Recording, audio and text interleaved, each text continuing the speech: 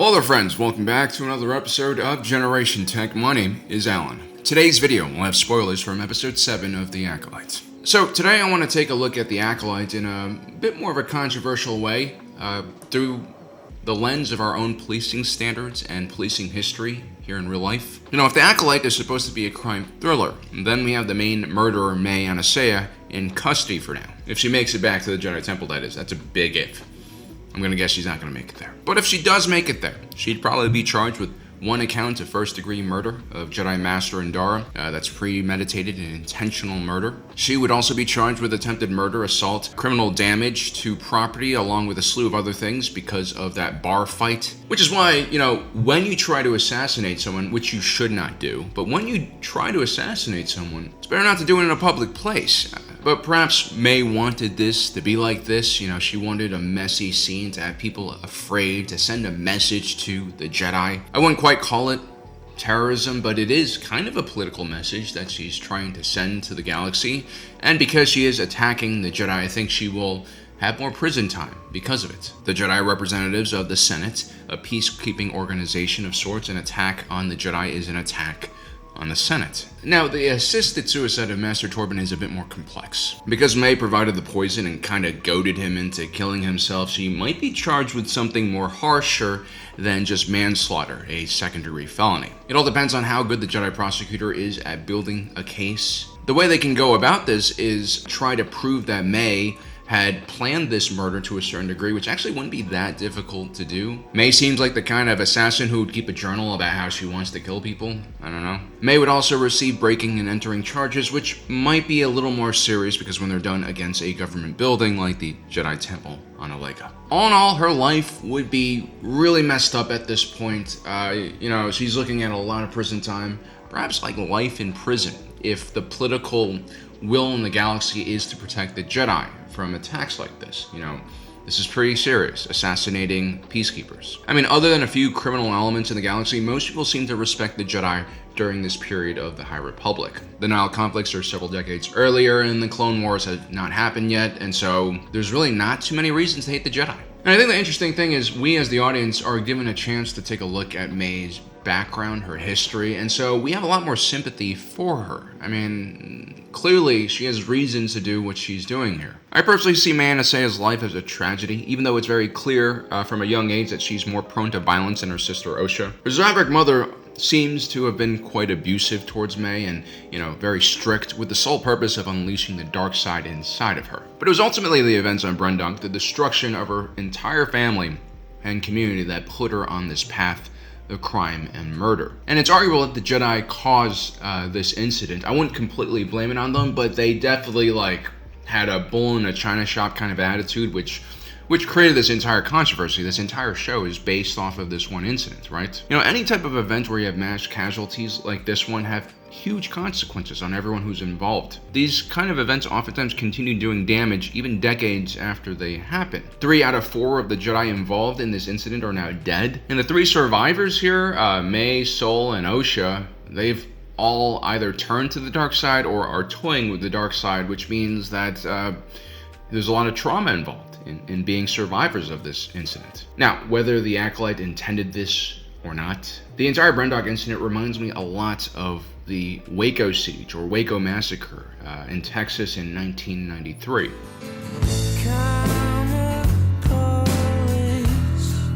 Basically, there were a group of 126 people who were living in the Mount Carmel Center outside of Waco, Texas. They were members of the Branch Davidian cult and led by a man named David Koresh. Now, prior to the incident, the compound had attracted a lot of negative attention from the local press and local community and law enforcement. There were rumors about this cult's beliefs and practices, and the leader was accused of sexually abusing minors. He was also a polygamist, apparently. There was all sorts of crazy stuff going around. The point is, the optics for this cult were not great, and that creates more suspicion and fear for organizations or people looking at this cult from the outside. And things get even worse when a UPS delivery driver who makes regular deliveries to the compound finds one of the packages he's supposed to be delivered broken open, and inside the package are basically 6 grenades. I don't know if they were just they were live grenades or just shells or something like that. What can Brown do for you? I do have to say, guys, if you are shipping explosives through the mail or some delivery system, that's between you and the federal government. But let's not forget about the postal workers, the delivery drivers. Like, common courtesy here, guys. Let's just properly wrap our dangerous items, you know? Like, the working man is not involved in this. He should not suffer the consequences of hitting a speed bump too quickly. Now, this would lead to the local police calling in the ATF for further investigation. I believe one farmer, who's also a veteran, had reported hearing 50 cal rounds going off. Not just 50 cal rounds, but like a 50 cal machine gun. UPS delivery drivers also reported seeing a potentially armed observation post overlooking the compound. And so the ATF would launch an investigation of the cult and start stalking out the compound. Very poorly, by the way. Their covers were blown pretty quickly. And, you know, these Branch Davidians, did I mention that they're like a doomsday cult in some ways?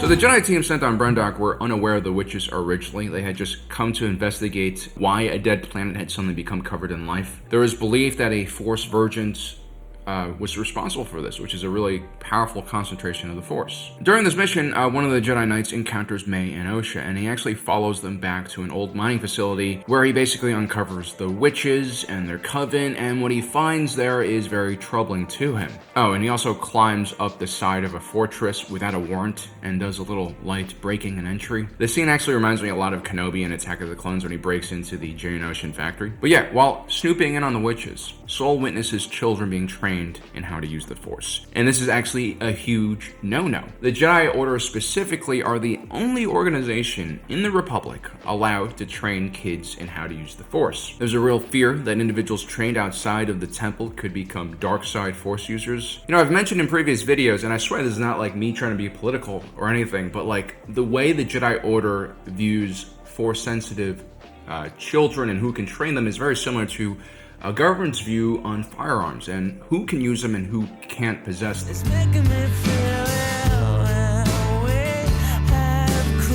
So anyway, back to the Branch Davidians. They attract the attention of the ATF, which stands for Alcohol, Tobacco, and Firearms. It's one of the primary organizations in America that deals with illegal firearms and explosives and licensing and regulation for such things. Just like how the Jedi Order have a monopoly over training Force users, the federal government also has a monopoly over certain classes of weapons, like hand grenades, which aren't really that useful for home defense, nor are heavy machine guns. I mean, do you really need suppressing fire to stop an home invasion?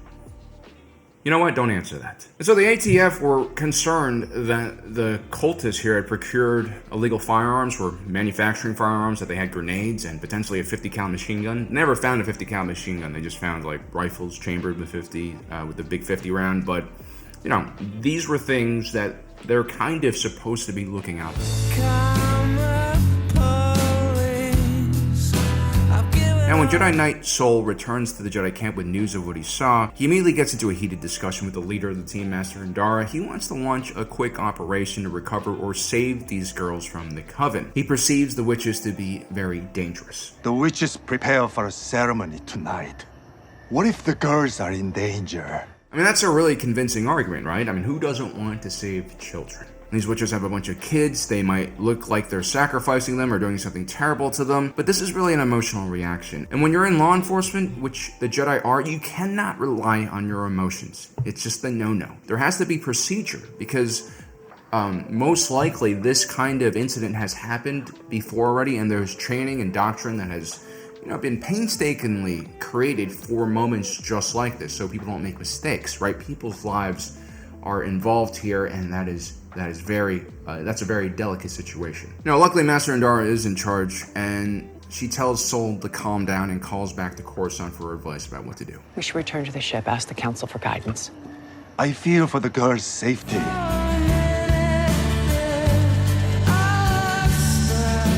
I'm going to assume here, probably unfairly, but it's very likely that some of these ATF officers had a very similar mentality to Master Sol. Like, we need to get in there, we need to go kill these cultists and, the sexual abuser and save these children. Like, I understand the sentiment completely. But one could also argue that the ATF really went above and beyond what they were supposed to try to do. I mean, they try to bring in the DEA and DOD into this operation, and they build up this story about a potential meth lab in the compound, which wasn't completely out of the blue. There were like shipments of like chemicals and like glassware into the facility, and when David Koresh had initially taken over the compound from the last leader he had expulsed, there was a meth lab in the building. So it wasn't completely out of the blue. But the main reason that people believe the ATF did this was most likely they wanted more resources at their disposal to kind of land this operation here. The real problem is that the ATF did a poor job at collecting information. They believed that David Koresh was a recluse, an individual who never left his compound.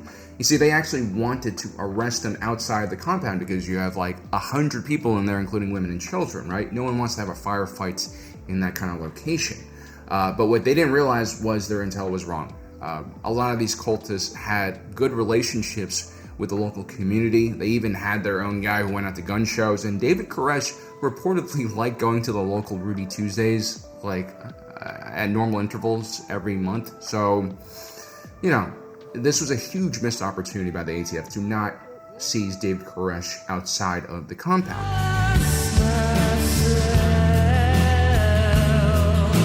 Now, if we look at the Jedi team on Brendok, they were not specifically put together for combat or assaulting heavily fortified witch castles. This was originally just a survey team sent out to gather samples and determine the source of the planet's revival. They're basically a science and research team. The reality is, even if Master Indara did get clearance from the Jedi Order to, carry out an investigation of what's going on here, she didn't really have a proper way to actually extract the twins against the will of the witches, if it came down to that. When you don't have the proper tools for a dangerous job like this, I would say just try not to engage, especially if you have a bunch of Jedi. A Jedi who's unprepared for a situation and gets really pushed and threatened, well, they really have two choices: either die or go to the dark side and unleash a frenzy of force powers. Okay, they have other options than that, but this is something that happens quite a lot, right? The Jedi are dangerous because of the power they wield. Actually, if you think about it, they spend so much time trying to control their own individuals' impulses. It's kind of crazy that they allow them to get into combat in the first place, which probably,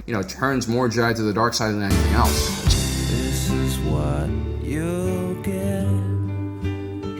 So when the ATF finally executed the raid to go into the compound, first of all, the Davidians had already been tipped off. Apparently a local reporter had asked a postal worker in the area who was somehow related to one of the cult members, and they basically knew. And so Koresh has all the men get into prepared firing positions, and all the women and children take shelter. And let me remind you, a lot of these guys were probably fed information that the world was about to end, and the ATF were a part of the demonic forces or whatever. This was just a terrible situation waiting to happen. It never should have happened. And as a result, several ATF officers were shot and killed, wounded, and a bunch of Davidian cult members were also killed. This is what you get.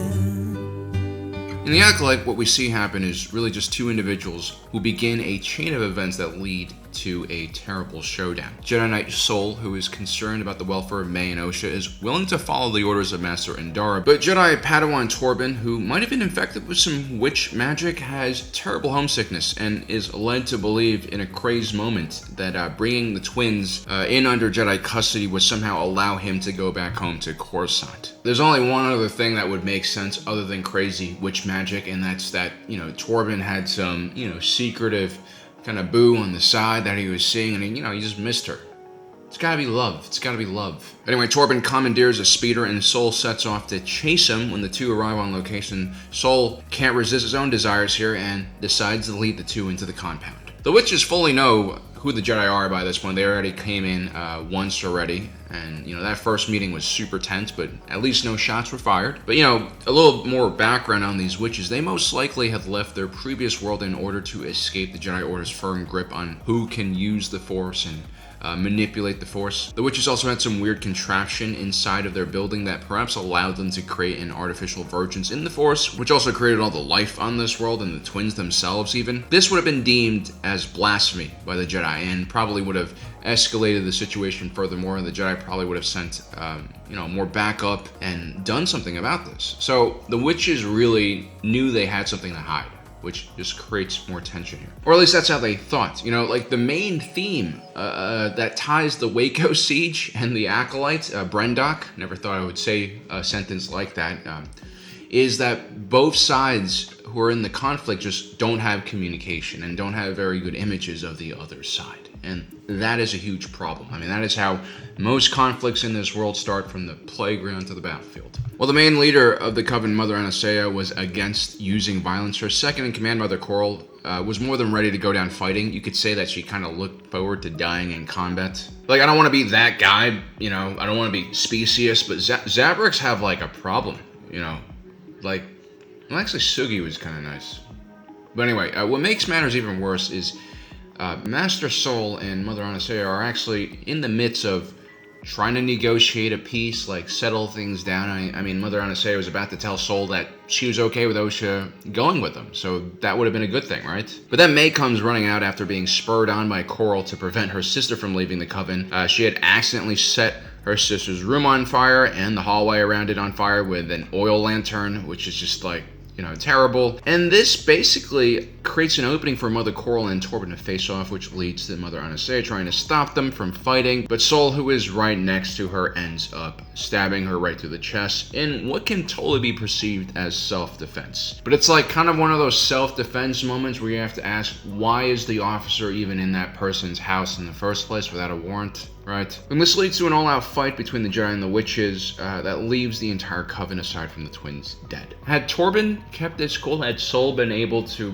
bring him back or cool him down, I think none of this would have happened. I mean, this might be why the Jedi Order invented that stun gun later on. We've seen the other scenes. I mean, to prevent more Torben, Leroy Jenkins moments. May's attempt to set Osha's room on fire would have probably been stopped eventually. Oil fires are pretty dangerous, but, the reason why everyone dies is because they tried to mind meld with Kelnaka. Maybe the fire, the attempted fratricide by May against Osha would have made the witches take a step back and ask themselves, what are we doing here, right? What are we doing here? I mean, Mother Anastasia was already open to the idea of Osha leaving and joining the Jedi Order. I'm not sure the rest of the witches would have agreed to that, but you really didn't need a third-party law enforcement agency to come in and, increase the tension. They could have figured this out on their own. Anyway, the siege of Waco would continue on for 51 days. The FBI would take over after that initial failed ATF assault.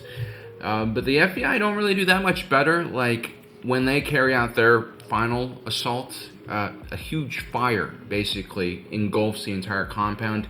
To this day, we don't really know who caused it. Some people say it was tear gas canisters. Others say it was ammunition inside the place. I think the Davidians also set fire to the exterior of the compound to make sure that the cops don't make it in. It was just a complete mess, a complete disaster. All the Branch Davidians inside basically die or commit suicide in order to avoid getting captured or getting consumed by the fire.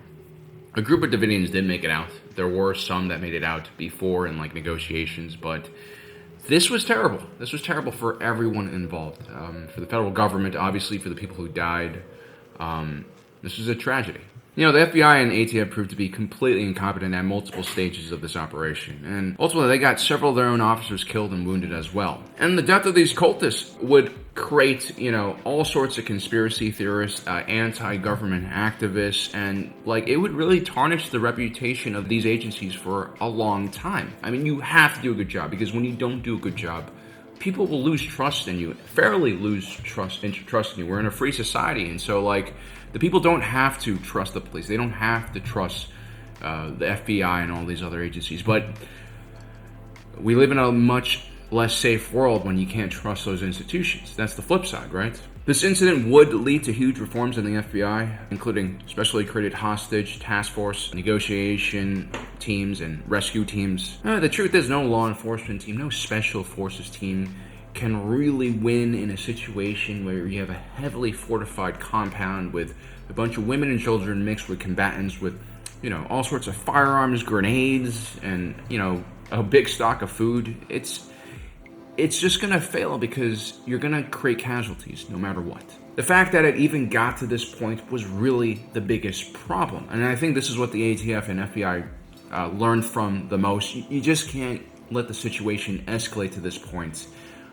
You just can't operate in these kind of environments. And, again, like we said, David Koresh, like going to Ruby Tuesdays, like America's 7th favorite fast food restaurant chain. They could have just, arrested him there, and that would have been it. The same thing goes with the Jedi. It doesn't matter if Master Soul was justified or not for killing Mother Anastasia. They probably never should have been in that situation and in the compound alone in the first place. I mean, the most messed up part of this little Jedi operation is they actually didn't have jurisdiction to enforce the law on Brendok. It was outside of Republic space. There's no doubt that the witches were doing sketchy stuff, probably endangering children, but from a political standpoint, this is essentially a rogue group of Jedi creating a political incident with a non-member settlement. I mean, if the media had gotten wind of this would have been terrible for the Jedi Order, and this would have made the galaxy less safe because the Jedi Order were basically the main policing force in the galaxy, or at least the main federal force, that could tackle larger issues that crossed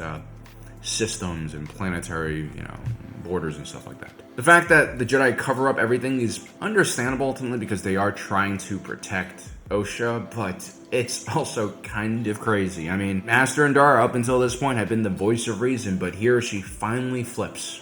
She finally flips at arguably the wrong moment. But it's nice to see that she has a little bit of compassion. Now, you'll notice I'm more critical about the law enforcement Jedi side of this video. And I think this is really about the power dynamics of this law enforcement, right? They are the people in charge, and they have to have more scrutiny. The Jedi, the FBI, are backed by their own federal governments. They are upholders of the law. There's really very few checks and balances for these organizations, especially for the FBI back then. As such, they have to kind of self-regulate and make sure that their procedures limit the loss of life, regardless of how dangerous the Witch Coven or the Branch Davidians were. Forget about all the politics in this, guys. You'll see a lot of people talking about conspiracy theories where they try to label, David Koresh as some, peaceful religious figure who's just being persecuted by the law. That's really a stretch. I mean, David Koresh was a piece of work. He was a predator, a sexual deviant. And ultimately, people who start cults almost always exploit their cult members. They use all sorts of strange and f***ed up control mechanisms to really just, hurt these people who are oftentimes just simple-minded or, looking for help or salvation of some kind. I mean, those are the real victims in this case. And I mean, the Jonestown Massacre was probably in everyone's mind still when this was happening. I'm pretty sure that there were some overzealous feds in this case, but let's be honest, none of these guys wanted to kill children or women. I think the problem is their mentality was they have to uphold the law, kind of like how Master Soul really was just he bought into the ideology of what the Jedi were doing. And that's the same thing about law enforcement dudes.